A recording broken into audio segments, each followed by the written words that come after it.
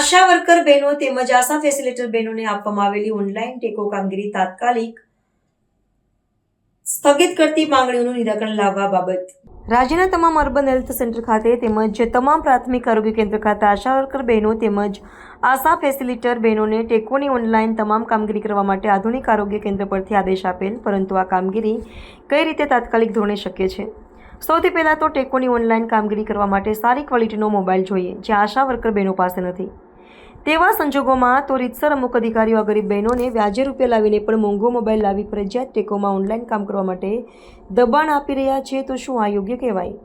વળી આ ટેકો ઓનલાઈન કામગીરીમાં અનેક પ્રશ્નો ઊભા થયેલ છે, જેમાં સૌથી વિકટ પ્રશ્ન મોબાઈલનો જ ઊભો થયેલ છે। 2000 ઇન્સેન્ટિવ લેવા વળી આશા વર્કર બહેનો પાસે હાઈફાઈ મોબાઈલ ક્યાંથી હોવાના છે?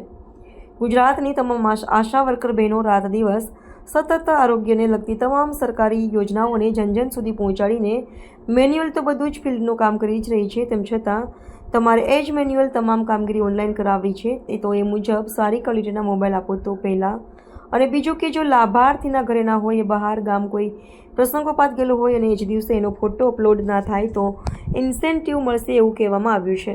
માનનીય સાહેબશ્રીને નમ્ર વિનંતી કરવામાં આવી છે કે બહેનોને ટેકોની કામગીરીને લગતા HBNC, HBYC, PMJY, NCD જેવી કામગીરી તેમજ આંખોનું સ્ક્રીન કરાવવાનું તેમજ બીજા અનેક ધાક ધમકી દબાણ કરીને અનેક કામોમાં મફતમાં કરાવી આવી રહ્યા છે, જે બિલકુલ ચલાવી લેવામાં નહીં આવે। જો આપ સરકારશ્રીએ અધિકારી જેટલું કામ આશા વર્કર બહેનો પાસેથી લેવું તો એ 2500 રૂપિયામાં નહીં, પરંતુ 25,000 રૂપિયા પગાર ચૂકવીને કરાવો। આશા વર્કર બહેનો તેમજ આશા ફેસિલિટેટર બહેનોની ઉપરોક્ત માંગણીઓ પ્રત્યે જો ઉદાસીનતા દાખવવામાં આવશે તો આવનાર સમયમાં ગાંધી ચિંધ્યા માર્ગે રાજ્યવ્યાપી આંદોલન કરવામાં આવશે, જે આપ મુખ્યમંત્રીશ્રીને વિદિત થશે।